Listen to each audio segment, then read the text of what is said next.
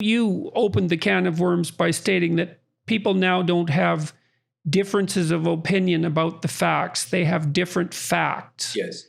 And the question is, in part, how is it under normal circumstances that people do see the same facts but then have different opinions? It means there's a very deep consensus on top of which there's relatively trivial dispute. That's a much better situation.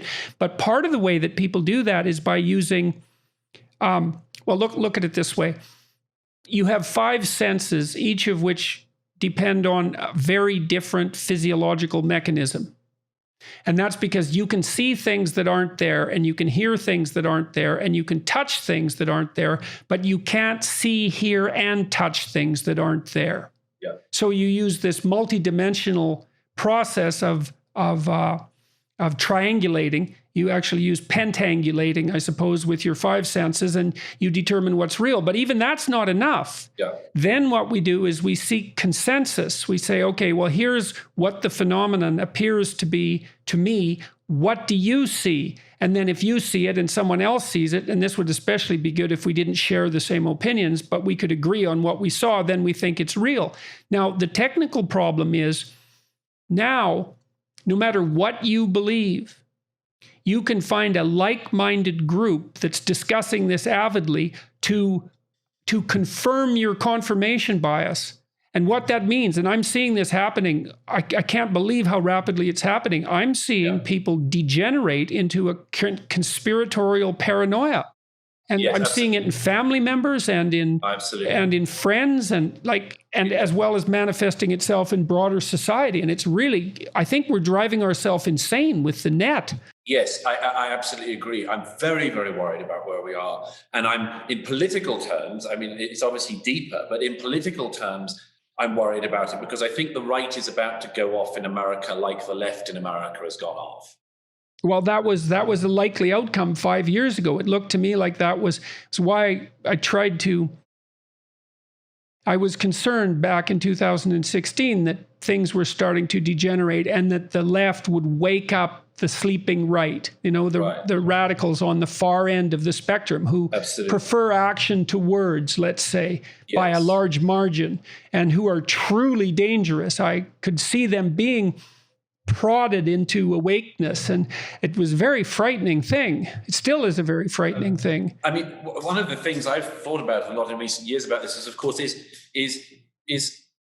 not just that there's that possibility of the two sides fighting against each other, but there ends up being no place to trust each other. This seems to me, in my conversations with people of different political types, what I notice is that there is the most important thing, if you're actually going to solve a problem, and you know better than anyone how much the political talk, shall we say, is actually not set up to solve problems. It's set up for a performative thing. It's set up for people to just play their part and read the script.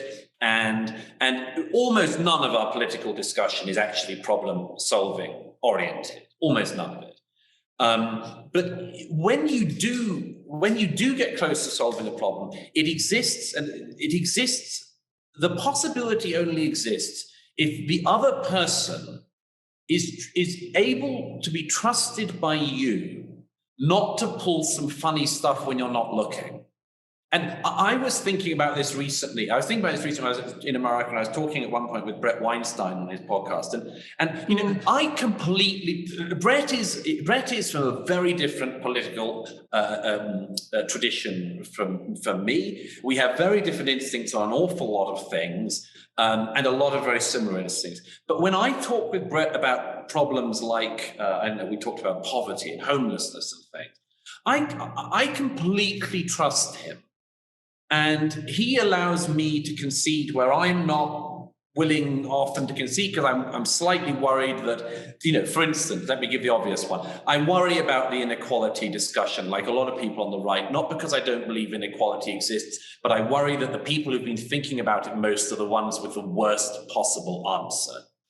Inequality, that's another thing we should discuss, because inequality is a terrible, terrible problem. It's a society-devouring problem. Yes. The only thing worse than inequality are the purported solutions frequently. Exactly. So, and so it's a perfect example of it, because every political side has a version of this. I think, well, we've talked about this a bit in the past. I think one of the reasons that the right finds it so hard to persuade the left to talk about immigration, for instance, is that the left just doesn't want to acknowledge it's the serious debate it is, because it notices that the right is the side that's been thinking about it most, and it doesn't trust the answers the right has. So it's definitely something that both sides have as an instinct. So how do you solve a problem in this situation? Only by people from across the political divide trusting each other that they don't have something funny they're going to pull when you're not looking, or to put it another way, they're not going to do something when you're beyond your own competency on the subject you're trying to solve. So that's how you actually solve a problem. Now, of course, as I say, we're not solving any problems at the moment. And I noticed this, I said that the last couple of years is like the eye of Sauron. Our society, particularly whipped up by the wretched social media companies that make them rich, have turned our societies into a great eye of Sauron, which scours across the land, and it looks at one thing dementedly, and then it moves on to another thing. And the problem about it is it doesn't solve a damn thing. None of the things it focuses on. It focuses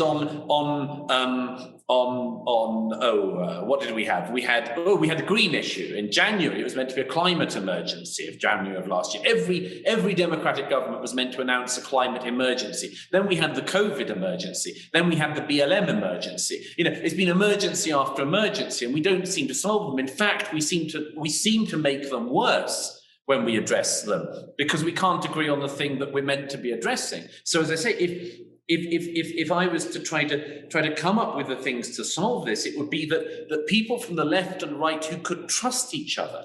And just one other thing on that. The thing about that is, the reason why I think we haven't been able to do that, particularly in America, is this.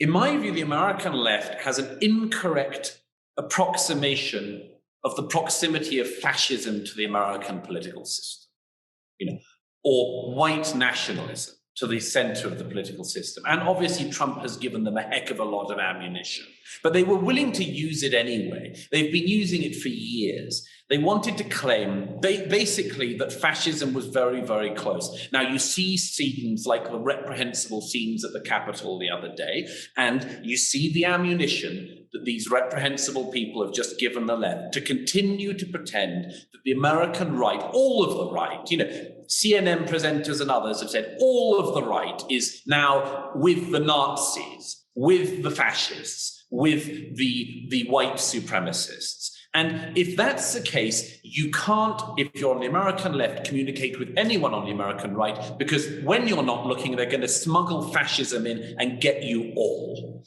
And the problem is that an element of the right, look, sometimes it's a reasonable critique, distrusts the left because it doesn't trust that its social welfare instincts aren't going to be then subsumed into their socialist instincts, aren't then going to be subsumed by a deep desire to have communism. So the right doesn't trust the left. Now, I think there are elements of the right that have, particularly in America, deeply overstated the proximity of communism to the American political system. Do you think I'm one of those? No, I don't. Why not? Well, I think that it's something I worry about, when I'm looking at this positive feedback loop situation arise, I can't help but see similarities in the social identity movement and the Marxist movement. And I mean, you make that case in your book, so maybe you're one of them too, Sure.